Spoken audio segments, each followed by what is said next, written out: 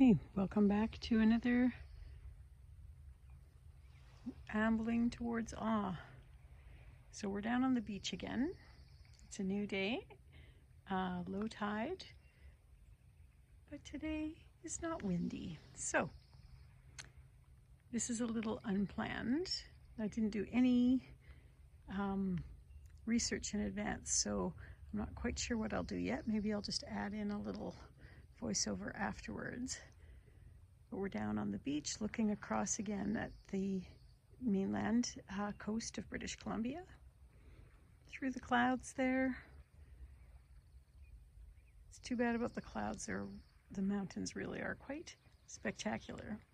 Anyway, we're going to go for a little walk and we're going to just see how this goes, like, and how bumpy this is. I'll zoom out a little bit. So where we're going today is to see a sandstone dike, a natural one. Oh, and that's Max, the cat. He's a friend's cat, and he likes to come for walks with me.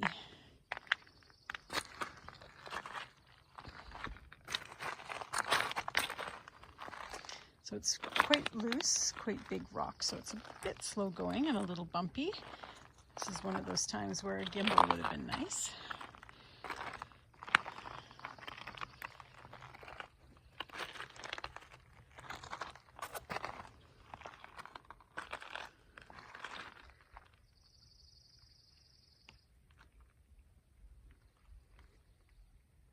There's a heron out there somewhere, and just a couple minutes ago I got a little bit of video of what I think was a bald eagle catching a fish, so I'll add that in to this video too. I'll pop it in at the end.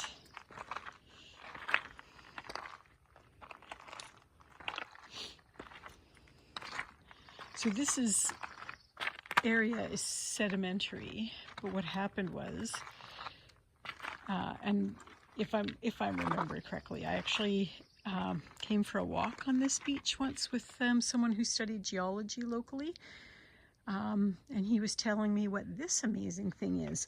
It looks like a man-made brick wall, even more so from the other side. Hang on, I'm gonna just maneuver around and show you the other side too.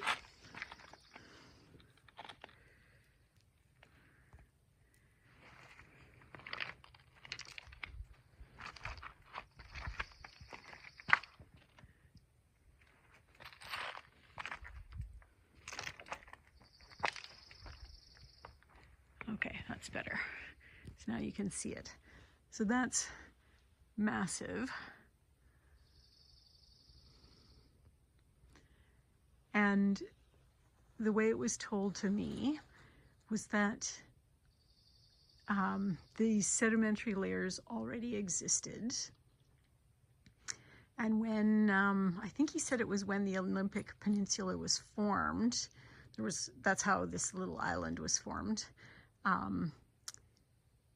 It broke vertically across the layers, the sedimentary layers, and infilled. And then that was hardened into sandstone, which you can see is actually harder than the shale around it. And so the shale is wearing away and leaving the sandstone more and more exposed, and you get to see this fabulous wall that's coming out of the earth. And you can see chunks of it laying around as it's been exposed. I think this big piece that's right in the middle of the screen right now, this guy right here, was a sedimentary layer. You can see the sedimentary layer in the middle. There's another smaller sandstone dike right there. So that's an amazing amount of force, like it actually cracked this island in half. And I've heard that it comes out somewhere on the other side of the island, but I haven't seen where that is. It might not necessarily line up exactly with this side.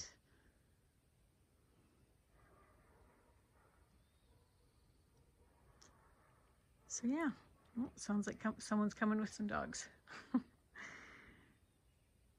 So that's the amazing little bit of geology for today. I've heard even local people say that they thought that this was a man-made wall. So it's quite interesting and not a thing that you encounter every day. And of course, I did mention that this other darker stone is shale. And there also happens to be fossils around here. So that's a video for another day. And I'm gonna, before I do that one, I will definitely double check and look up some of my terminology before I show you the fossils. Oh, and I see a wild rose blooming up there too. Let's just see if we can zoom in on that guy. So a Nootka rose maybe, or woodsy eye. I'm not sure. I'm not good with the Latin stuff. Anyway. And then it looks like this big guy who's laying down is kind of holding the bank together right now. And I also hear a hummingbird swooping us.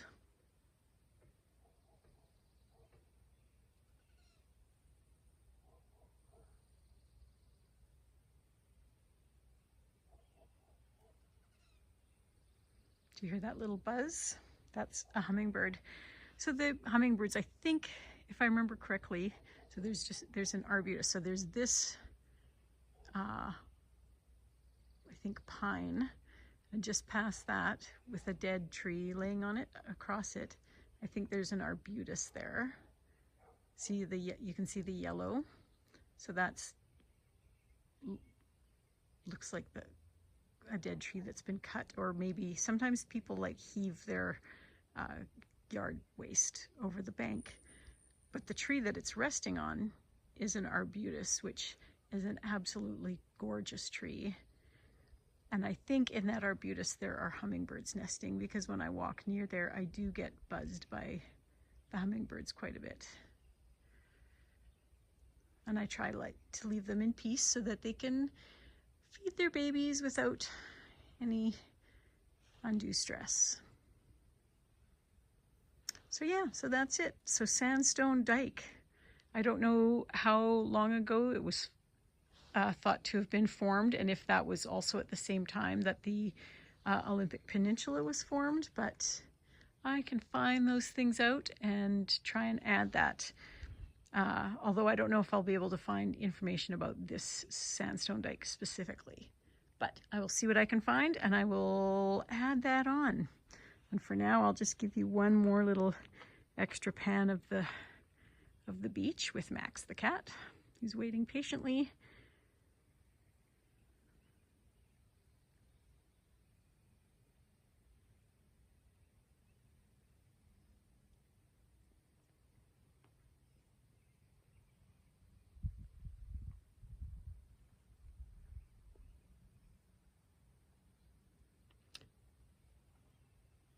And that's it for now. So please keep coming back to visit, hit like and subscribe to the channel. Let's see if we can grow this little channel and keep going for walks together. Take care of yourselves and take care of each other. Bye for now.